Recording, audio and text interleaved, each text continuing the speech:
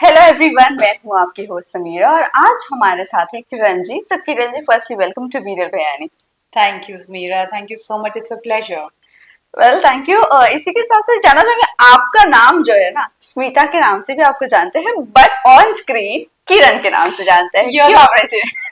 you're the first person who's addressing that in front of the camera. या Actually, मेरा school में हमेशा नाम स्मिता रहा ओके। और ऐसा मेरी मम्मी ने बताया है कि when I was supposed to be admitted to nursery, there was a girl who used to love me a lot. Her name is Dolly. अच्छा। She lives in Agra. तो जब मैं छोटी थी वो मेरे साथ उसी विसिनिटी में रहती थी और बहुत खेलती थी, तो उन्होंने मेरी मम्मी को ये सजेस्ट किया था कि जब इसे स्कूल में डालना तो इसका नाम स्मिता रखना, because she was a big fan of Smita Patil. ओहो। इसलिए मेरा नाम स्मिता है। तो मेरे स्कूल के जितने भी दोस्त हैं मुझे स्मिता नाम से जानते हैं, पर घर पे सब लोग किरण कहते हैं। ओ ओके। सो ये नाम कुछ ऐसा लग रहा है, लकी वकी रहा है? ऑनेस्टली मुझे पता नहीं, स्मिता नाम से कभी कोई कनेक्शन नहीं रहा। I always love my name as Kiran. That's great. चलो अच्छा है, दो दो नाम, प्यार जी। से स्मिता और बाकी प्रोफेशनली किरण। यस। वेल जानना चाहूंगी, इंटरनेशनली आपने मूवी की थी, आपकी जी। डेब्यू मूवी थी। जी। अगर इंटरनेशनली आपने किया भी था, टीवी से मूव होकर इंटरनेशनल आपने जी। डेब्यू किया, वहीं पर आपने कंटिन्यू नहीं किया और फिर बाद में आपने ब्रेक ले लिया, what was the reason break लेने का? देखिए, ब्रेक तो मैंने टेलीविजन के बाद ही 2009 में जब मैंने बॉम्बे छोड़ा and I went back to my home town in Dehradun, I reconnected with my family business just as a default, not it was not intentional. और उसके बाद मैं विदेश चली गई 2010 में। I was studying in London, screen play writing course, acting course, film making course, काफ़ी courses मैंने किए। 2012 में आई वाज इन एलए। मैं जॉन हेनरी रिचर्डसन के साथ ट्रेनिंग कर रही थी उस वक्त न्यूयॉर्क फिल्म एकेडमी में। स्टार्ट करूं? You'll ask me the question again, अगे so I'll no. give you a full flow. Okay. Done. Well आपने जब इंटरनेशनल मूवी का डेब्यू किया, टीवी से मूव होकर इंटरनेशनल मूवी डेब्यू किया, what was the reason not continuing that, और फिर ब्रेक लेने का क्या रीजन था? जी। तो 2001 से 2008 तक, एज यू नो, मैंने कंटिन्यूसली इंडिया के सबसे बड़े शोज किए और कहीं ना कहीं यस। मैं थोड़ा अनइंस्पायर्ड, बोर्ड फील कर रही थी एंड आई ओके। फेल्ट कि I want to go in a journey of self exploration. तो 2009 में मैंने बॉम्बे छोड़ा, मैं वापस देहरादून गई। वहाँ पे मेरा फैमिली बिजनेस है रियल एस्टेट का। मैंने ऐसा सोचा नहीं था, लेकिन आप कह सकती हैं बाय डिफॉल्ट मैं फैमिली बिजनेस में आ गई। और 2010 से मैं लंदन में थी। मैं पढ़ रही थी screen play writing, acting, film making courses. फिर मैं अमेरिका चली गई, न्यूयॉर्क फिल्म एकेडमी। वहाँ पे जब मैं अपना समर कोर्स कर रही थी एक्टिंग का, उस दौरान मेरी मुलाकात जॉन हेनरी रिचर्डसन से हुई, जो एक एक्टर, डायरेक्टर, प्रोड्यूसर हैं, जो वहाँ पे एक न्यूयॉर्क फिल्म एकेडमी में टॉप एक्टिंग गुरु माने जाते हैं। और उन्होंने मुझे ये फ़िल्म ऑफ़र की थी, वेयर इज़ शी नाउ, जिसकी शूटिंग हमने लंदन, यूरोप, अमेरिका, स्कैंडिनेविया, काफ़ी देशों में की। काफ़ी देशों के लोगों के साथ काम किया, वो एक्सपीरियंस बहुत अच्छा था। इस बीच में क्या हुआ, बहुत सारी चीज़ें, there is a beautiful saying, life is what happens to you when you are busy making correct. other right. calls, and life happened, so a lot of unexpected things happened। और मैंने ऐसा सोचा नहीं था कि इतना लंबा ब्रेक हो जाएगा। लेकिन ठीक है, मैं जहाँ पे जिस वक्त जो भी चीज़ें कर रही थी, मैं वहाँ पे उस वक्त 100% मौजूद थी। वेल एक्सपीरियंस आपका अच्छा था, सब कुछ अच्छा था। फिर उसके बाद अभी आपने 5 सितंबर किया, जी। काफी लॉन्ग टर्म के बाद आपने किया। जी। क्या टीवी में कमबैक करने का फिर से चांसेस है या बॉलीवुड में अब कदम रखना है? एक्चुअली टेलीविज़न से मुझे टाइम टू टाइम ऑफ़र्स तो आते जी। ही रहते हैं। सिर्फ़ ये है कि मैं बहुत लंबा टाइम कमिट नहीं कर सकती हूँ। अगर कोई मुझे कहे 2 साल, 3 साल का कॉन्ट्रैक्ट, वो मेरे लिए बहुत डिफ़िकल्ट है, and that is one of the reasons I have not been able to do, because I understand if the film makers don't want to waste a actor like me in small roles. पर मैं तो थोड़ा difficult है मेरे लिए बहुत लंबे roles को कमिट करना। 5 सितंबर एक्चुअली मुझे ऑफ़र हुई थी ड्यूरिंग कोविड। जी। और मैंने कोविड के वक्त ही कुणाल शमशेर मल्ला, जो इस फिल्म के राइटर, एक्टर, प्रोड्यूसर, डायरेक्टर हैं, उन्होंने मुझे इनवाइट किया था इसकी कहानी सुनने के लिए। और मैं इसकी कहानी सुनकर, इवन ड्यूरिंग द नरेशन, मैं पूरे वक्त स्माइल कर रही थी, जी। बिकॉज मुझे इसकी कहानी बहुत अच्छी लगी। और समहाउ मुझे फीलिंग थी कि इसमें मुझे थेरेपिस्ट का रोल मिलेगा, hmm. Because it's a beautiful role, बहुत सोलफुल रोल है। और इस कैरेक्टर की, मेरे कैरेक्टर का नाम वैशाली है, उस कैरेक्टर का एक अपना डेप्थ है जी। और उसके काफी लेयर्स हैं। हम्म। फिर मुझे बताया गया कि संजय मिश्रा जी भी इसमें काम करेंगे, तो मैं बहुत खुश थी क्योंकि मेरा सपना था कभी मैं हम्म। संजय मिश्रा जी के साथ काम जी। करूं। ब्रिजेंद्र काला जी इतने अर्नेस्ट एक्टर हैं, दीप राज राणा, तो गोल्डन अपॉर्चुनिटी थी। And I feel now I am using this film as a stepping stone to come back. मैं फिल्म्स करना चाहूंगी, सेलेक्टिव टेलीविजन करना जी। चाहूंगी, सबसे ज्यादा मैं वेब सीरीज करना चाहूंगी, बिकॉज मुझे ओटीटी। लगता है ओटीटी प्लेटफॉर्म किसी भी फिल्म मेकर को एक अच्छा स्पेस देता है कुछ अच्छा क्रिएट करने के राइट लिए। राइट। जी ऑल्सो अभी जिस तरह से टीवी में सारी चीजें चल रही है, रीमेक आ रहा है, जी जैसे कि क्योंकि सास भी कभी बहू थी, कहानी घर घर की नहीं आया है जो आप उसके पार्ट रह चुके हो, बट जी सास भी कभी बहू थी आ रहा है। ऑल्सो बहुत सारी मूवीज री रिलीज होती रहती हैं। जी how do you see this, वापस से री रिलीज करना, रीमेक करना? ऑल्सो डू यू थिंक कि वो ऑडियंस जो उस वक्त थी, ये टाइम पर वो ग्रैब कर पाएंगे? ये again a very very interesting question. Remakes के बारे में मैं ये सोचती हूँ कि कोई भी आइकॉनिक चीज होती है, चाहे वो फैशन में हो, म्यूजिक में हो, फिल्म मेकिंग में हो, एक नेचुरल इंक्लिनेशन होता है आर्टिस्ट का, मेकर्स का, टू रिक्रिएट दैट।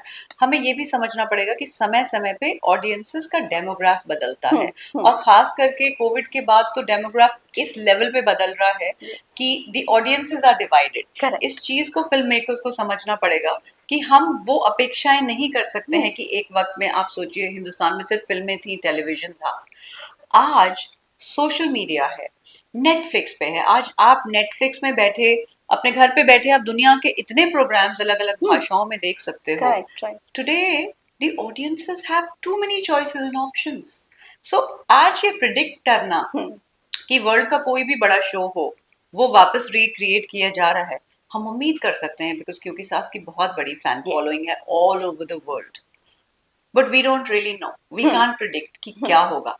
इतना मैं जरूर कह सकती हूँ कि एकता कपूर जैसी मेकर जो इतनी इंट्यूटिव और इंटेलिजेंट और रिस्क टेकिंग है, Yeah.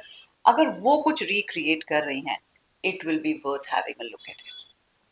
Well, अगर कहानी घर घर की आता है जी तो और अप्रोच आपको किया जाता है, जी तो आप पार्ट बनना जरूरी समझोगे या नहीं? कहानी घर घर में जो मेरा नेगेटिव रोल था वो इतना इंटरेस्टिंग, इतना Yes. मीन, इतना बिची, इतना जूसी था, और वो लोगों ने इतना एंजॉय किया देखना। Yes. इनफैक्ट कभी कभी मैं देखती हूँ उसके फॉरवर्ड्स भी सर्कुलेट होते हैं सोशल मीडिया पे। तो डिपेंड्स, अगर मुझे कभी वो रोल का ऑफर आता है, what is the story line, I would definitely consider it. Yeah because it That's was a good. Very interesting role and very glamorous and all encapsulated into one. Well, hopefully देख सकते हैं वापस से कहानी घर घर की आती है या जी नहीं जी आती। बट इसी के साथ साथ you have worked with two legends, जी साक्षी तन्वर और स्मृति ईरानी। जी दोनों में से अगर मैं पूछूं आपका झुकाव किस तरफ सबसे ज्यादा हो सकता है, या बॉन्ड किसके साथ सबसे ज्यादा अच्छा रहा है while शूटिंग या ऑफ ऑन एंड ऑफ भी, सो किसके साथ कह सकते हो? That's not a difficult question to answer. Would you like to guess for me? Hmm. Can you guess? I can't. So I've worked, of course, with both the actors, but my personal experience of working with Sakshi Tanwar has been beautiful. She's a lovely person. She's warm and kind and humane, and now you can see with the graph of the characters that she has played, yes. that she's a very superior actor and a very good person. So obviously मुझे अगर कभी मौका मिले तो I would always like to work with Sakshi. And why not Smriti Irani? I mean, given a choice and if I'm paid extremely well, I'll consider that. Oh my God, मतलब पैसा। नहीं मतलब given a choice, चॉइस, उस पे भी मैं okay. सोचूंगी। पैसा is not the final, Uh-huh. but मेरे लिए कभी भी पैसा इतनी प्राथमिकता नहीं रही, वरना मैं रियलिटी शोज बहुत सारे मुझे ऑफर हुए। मुझे ऐसा लगता है कि मैं कुछ भी करूं, मेरी कोर वैल्यूज उससे अलाइन होनी चाहिए, और शायद इसीलिए मैंने बहुत सारे काम को मना भी किया है। I've made a lot of personal and professional decisions in my life based on what resonates with me. So I feel that for me, working with people who come from a level of humility is very important. Yeah. सो एक सवाल स्मृति ईरानी के ही इर्द गिर्द से पूछना आप मुझे चाहूंगी। बार-बार वही सवाल पूछती नहीं नहीं, हैं। पूछना चाहूंगी बस। Please पूछिए। what is the one thing that इतना अच्छा बॉन्ड अगर नहीं बैठ पाया आपके साथ उनका, और क्या वो बहुत हाईली प्रोफेशनल रही है, क्योंकि जब शूटिंग होती थी उस वक्त तक ही बातचीत होती थी, या वो नहीं बात करती थी? Actually how is she? देखिए मेरा जो कैरेक्टर था करिश्मा विरानी, उसमें तुलसी का रोल जी। बहुत इम्पोर्टेंट था करेक्ट। स्टार्टिंग में, क्योंकि मुझे दिखाया गया है कि I am a young girl struggling with drugs and alcohol, और उसमें तुलसी मुझे फैमिली करेक्ट। में वापस लाती हैं, वापस इंटीग्रेट कराती हैं। तो वो रोल बहुत ही इम्पोर्टेंट रहा। मेरे ज़्यादातर सीन्स ऑफ कोर्स परिवार के साथ थे ही, लेकिन हमारे यंगस्टर्स के ज़्यादा सीन्स जी थे, जी। तो उनसे इतना बहुत ज़्यादा इंटरेक्शन नहीं होता था। और कोई ज़रूरी नहीं है ना कि हम अगर एक साथ काम कर रहे हैं तो जीवन के हर चीज़ पे हमारा पॉइंट ऑफ व्यू सेम होना चाहिए। I may have very different political views than hers and I have a right to say whatever I like. I am not here to please anybody. Yes, why not? Yeah well, Ekta Ekta के show में आपने कुसुम हो, जी cutie हो, और कहानी घर घर के, उनके साथ काम किया जी। है। उनके साथ बॉन्ड किस तरह का रहा है? और अब जो नए नए शोज आ रहे हैं, बट वो ज्यादा चल नहीं पा रहे, बट फिर भी वो उनके शोज चल रहे हैं, नो जी डाउट। क्या कहना चाहूंगी उनके बॉन्ड के साथ? उनका बॉन्ड कैसा रहा आपके साथ?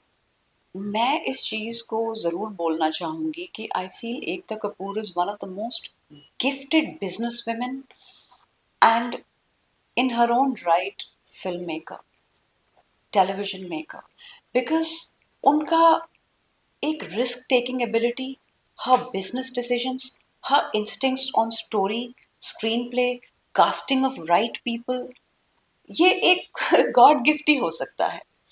तो उन्होंने मुझे जो भी रोल्स दिए, जैसे एक बड़ी इंटरेस्टिंग सी बात है, मैंने कभी बालाजी के लिए ऑडिशन नहीं किया। ओह। मुझे काल्की एक शो था जिसके पायलट के लिए बुलाया गया था। मैंने हाँ कहा, और आप यकीन मानेंगी कि मैं लिफ्ट एंटर कर रही थी और एकता उस मोमेंट में लिफ्ट से बाहर आ रही थी। I saw her, she saw me, I took the lift, I went downstairs, and as soon as I got out of the lift, I got a call from her office that please come back again, Ekta wants to see you. I was surprised. I entered her office, she was there, I said hi to her, and she just said, put her in क्योंकि सास भी कभी बहू थी। सो मैंने सुना है कि मेरे रोल के लिए काफ़ी लड़कियां ऑडिशन की गई थी, उनको कोई पसंद नहीं आया था, और उन्होंने एक मोमेंट में देखा और मुझे कास्ट किया, and that role is become memorable to my correct. Self and to people. So कहीं ना कहीं वो, अब देखिए उन्होंने मुझे राजेश्वरी मेहरा के रोल में कहानी घर घर में कास्ट किया, क्या हादसा क्या हकीकत, वो अभी तक लोगों को यस। बहुत याद है। तो कहीं ना कहीं she must have, I respect the fact that she has given me so much of credit as an actor to constantly want to work with me. एक ही फिल्म मेकर के साथ 4-5 प्रोजेक्ट्स करना कंटिन्यूअसली इन अ यस। Span of a few years, because जब मैं क्योंकि सास कर रही थी शी गेव मी कुसुम, कुसुम करते करते शी गेव मी क्या हादसा क्या हकीकत, देन अगेन क्या हादसा क्या हकीकत, देन कहानी घर घर की, देन आई वाज ऑफर्ड किस देश में है मेरा दिल, जो मैं कर नहीं पाई थी, I was shooting in Malaysia that जी। Time. So yeah, I think blessed. the last time I met her was in her birthday party in 2008. After that, I left Bombay. So if I meet her again, it will be after a long time. सो अभी तक का मतलब आपकी उनसे कोई बातचीत नहीं हुई है? नहीं, बहुत वक्त हो गया। इनफैक्ट मैं इंडस्ट्री में ही जी। किसी से इतना ज्यादा कनेक्टेड नहीं थी, बिकॉज इंडस्ट्री में मेरे कम दोस्त हैं, जी। और मैंने कभी किसी का पद और किसी का कद देख के कोई दोस्ती नहीं की, जी कोई बहुत इंपॉर्टेंट है तो बड़ा उनसे फ्रेंडशिप करो, वो कभी मेरा नेचर नहीं रहा। हम्म। ग्राउंडेड इंसान हो। I try. I try my best. But अगर मैं स्ट्रगलिंग पीरियड की मैं बात करूँ जी आपसे, जब ये सारे शोज बालाजी के शोज नहीं आए थे आपके पास, उस वक्त स्ट्रगल कितना था? और इस पूरे फेज के बाद जब आपने पूरा ये इंडस्ट्री छोड़ी, आप शिफ्ट हो गए, क्या कभी उस वक्त भी स्ट्रगल रहा है, या अभी भी डू यू थिंक कि आप स्ट्रगल कर रही हो? ये क्वेश्चन मुझे किसी ने नहीं पूछा मुझसे। Such an amazing question, thank you. because I feel at any given point in time, whether we show or we don't show, जीवन तो संघर्ष है और हमेशा ही रहेगा। कभी पर्सनल हो सकता है, कभी स्पिरिचुअल हो सकता है, Right. कभी फाइनेंशियल हो सकता है, कभी हेल्थ हो सकता है। तो I come from a business background, और मैंने जितना एफ्लुएंस बड़े होते देखा था, जब मैं फिल्म इंडस्ट्री के लिए ट्राई कर रही थी, मतलब टेलीविजन इंडस्ट्री के लिए, and I was working as a model, I was doing theatre. तो मैंने कह सकते हैं स्ट्रगल किया, हम्म, लेकिन मैंने उस लेवल पे स्ट्रगल नहीं किया जैसे मैं लोगों की कहानियां सुनती हम्म, हूँ कि 5-10 लोग एक स्पेस शेयर कर रहे हैं, या they don't know where the next meal is going to come from, because I'm very grateful to my father that he's always been very supportive of me, my dreams. He's a very progressive man coming from a simple, वो एक simple Uttar Pradesh Gorakhpur से हम्म, आते हैं, लेकिन उस इंसान का vision अपने बच्चों के हम्म, लिए और उस इंसान के sacrifices, both my parents, तो उन्होंने हमेशा मुझे सपोर्ट किया। और फिर एक और चीज़ है, जैसे आपने बोला ग्राउंडेड, जी, ग्राउंडेड रहने में उनका बहुत बड़ा हाथ रहा है। जी, जी, क्योंकि वो एक बहुत इंटेलेक्चुअल इंसान है, वो किताबें बहुत पढ़ते हैं, वो एक हम्म, एक्सीलेंट बिजनेसमैन है। उन्होंने एक बहुत ही टॉप क्लास लेवल पे बिजनेस किया है। मैंने कभी उन्हें देखा नहीं कि वो किसी को एंटरटेन कर रहे हैं hmm, just for work. Hmm, I think मैंने वही क्वालिटीज इम्बाइब की यस। अपने अंदर, which have paid me wonderfully in long run. और यस, मेरे बहुत सारे स्ट्रगल्स रहे हैं, मेरे हर लेवल पे स्ट्रगल्स रहे हैं। वेल आपसे दो तीन सवाल और पूछूंगी। जरूर। एक तो सोशल मीडिया की मैं बात करूं, जब कहानी क्योंकि ये सब चल रहा था उस जी। वक्त अगर सोशल मीडिया होता, व्हाट डू यू थिंक आपकी जो छाप है, जो अब लोगों का फॉलोअर्स के थ्रू उन लोगों को काम मिल रहा है या जी। प्रोजेक्ट्स मिल रहे हैं और उसी के थ्रू वो बहुत ज्यादा कमा भी रहे हैं, जी। क्योंकि क्राफ्ट नहीं देखा जा रहा है, लोगों को फॉलोअर्स देखे जा रहे वेरी हैं। Well said. अगर आपको उस वक्त सोशल मीडिया मिल जाता तो आप कितनी बड़ी छाप छोड़ती? It's very hard to say anything because my answer would be based on imagination, है ना, कि ऐसा होता तो कैसा होता। मुझे इतना पता है कि सोशल मीडिया में अपनी प्रेजेंस बनाना एक चीज़ है, कुछ वक्त के लिए बनाना एक चीज़ है, लेकिन उसको जीवन भर सस्टेन करना, हम्म, शायद सस्टेनेबिलिटी के लिए बहुत सारी क्वालिटीज़ चाहिए। फर्स्ट ऑफ ऑल, आप जो भी कर रहे हैं उसमें आप अपने हुनर में, अपने क्राफ्ट में कितने माहिर हैं, हम्म, आपका बिहेवियर कैसा है, आपका बिजनेस सेंस कैसा है। हम्म, तो मुझे लगता है कि सोशल मीडिया के वक्त में भी मैं डेफिनेटली सोशल मीडिया को as a stepping stone use करती, हम्म, लेकिन मैं हमेशा अपने क्राफ्ट पे ही वर्क करती। Yes correct. या वही एक पहचान होती है आर्टिस्ट की। बिल्कुल, बिकॉज एक सोशल मीडिया पर्सनालिटी का ग्राफ बहुत अनप्रिडिक्टेबल होता है। राइट, राइट, और राइट। जिस लेवल पे कंपटीशन है कि हर इंसान ही सोशल मीडिया पे जाने वाला है, तो जहाँ भीड़ बहुत हो जाती है वहाँ पे वैल्यू भी घट जाती है। Correct, right. थोड़ा सा एक्सक्लूसिविटी होना जरूरी है। जी। वेल आपने इतने बड़े बड़े शोज किए हैं, उस वक्त ना हमने देखा है कि क्राफ्ट पे लोग जब वर्क करते थे तो इतना लुक्स पे वर्क नहीं करते थे। अब जी। हम देख रहे हैं लोग बोटॉक्स करवाते हैं, फिलर्स करवाते हैं, बट मैं देख रही हूँ आपको, आप एकदम नेचुरल हो। जी। आपको नहीं लगता अब अगर आपको कम बैक करना है या कोई भी फील्ड में आपको लाइक कोई भी प्लेटफॉर्म पे आपको जाना है, जी। तो आपको कुछ करवाना है लाइक फिलर्स हो, बोटॉक्स हो, डू यू बिलीव कि और ज्यादा अपने आप को खूबसूरत बनाने के लिए आपको वो सारी कॉस्मेटिक सर्जरीज करवानी है? बिकॉज अब वो बहुत ज्यादा ट्रेंड चल रहा है। जी। मुझे ऐसा लगता है कि वो फिल्म मेकर्स ही मेरे साथ काम नहीं करेंगे जिनकी प्राथमिकता वो है। I feel a beautiful mind is the best Botox, a beautiful heart is the best filler. Yes. And मुझे समझ ही नहीं आ रहा कि एग्जिस्टेंस में हर चीज़ इतनी यूनिक है, कोई जानवर भी दूसरे की तरह दिखने की कोशिश नहीं करता। Correct, right. तो ये कौन सा खालीपन है जिसे हम भरने की कोशिश कर रहे हैं? कहीं ना कहीं समाज में, अगर आप दुनिया के सारे बेस्ट पोएट्स देखें, they talk about women's eyes and beauty and hair and waist and figure. Yes. Women's consciousness has never been spoken about. Women's talent has never been spoken correct, about. Right. So I feel कि cultural level पे हमेशा औरतों को खूबसूरती के साथ associate किया जाता है। I feel talent is very important, hmm, education बहुत इंपॉर्टेंट है। लॉन्ग रन में मुझे नहीं लगता कि फिलर्स और botox, with all due hmm, respect, हर इंसान को शौक होता है खूबसूरत दिखने का, हर इंसान को शौक होता है कि लोग उसे एक्सेप्ट करें, सेलिब्रेट करें।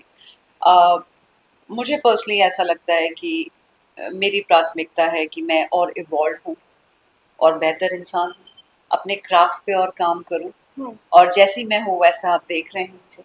I follow a lot of Ayurveda, by the way. Yes, okay. yes. सो मतलब आप अंदर से भी एकदम नेचुरल हो, ऑर्गेनिक. देखिए, एनर्जी डजंट लाई. हम जैसे भी होंगे अंदर से ना, वो कहीं ना कहीं कैमरे तक पहुंचती है. वो कहीं ना कहीं बात वो ऑडियंसेस कैच कर लेते हैं. और सबसे पहले तो we have to live in our bodies ना. Yes. So I have all the due respect for people who do whatever they want to do with their bodies. Personally I am not very comfortable with it. I feel जैसा भगवान ने मुझे बनाया है, मैं खुद पे वर्क करूं और बेहतर हो जाऊं. क्योंकि ये ना हम अभी आजकल देख रहे हैं कि वो इंजेक्शन लेने से या उनकी हेल्थ पर इफेक्ट कर रहा जी. है, या सीधा सीधा हार्ट पर इफेक्ट कर रहा है, जी. या उनकी उनकी कोई भी चीज अजीब हो जाती है. जी. सो इस चीज पर कुछ आप बोलना चाहोगे? समीरा, विद ऑल ड्यू क्योंकि रिस्पेक्ट. व्हाटएवर वी हैव, ये सब गॉड गिफ्टेड है. हम Correct. इसको छेड़ नहीं सकते हैं. जी. और आई फील लाइक उसके ऊपर हमारा हक नहीं है कि हम इसे छेड़े, क्योंकि खुदा जी. की बनाई हुई चीज है, जी. वो गलत नहीं हो सकती. जी. How do you see this? The way I see it is that we live in very tragic times.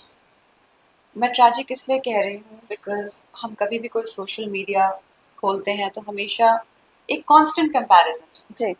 कि अगर आपके पास ऐसी आंखें नहीं हैं, ऐसे बाल नहीं हैं, और ऐसे सिक्स पैक्स नहीं हैं, और ऐसी कमर नहीं है, तो आप कंप्लीट नहीं हो. करेक्ट. अगर किसी भी इंसान को सुबह से शाम तक यही मैसेज मिलेगा कि आप कुछ भी हो, आप कंप्लीट नहीं हो, जब तक कि आप इतने पैसे खर्च करके वो सब ना करें जो हम आपको बता रहे हैं, which is basically buying into the life of the corporates, you know, and all the rubbish which has been circulated. There's no emphasis on creating a beautiful mind. There's not much emphasis on living a beautiful total life. तो और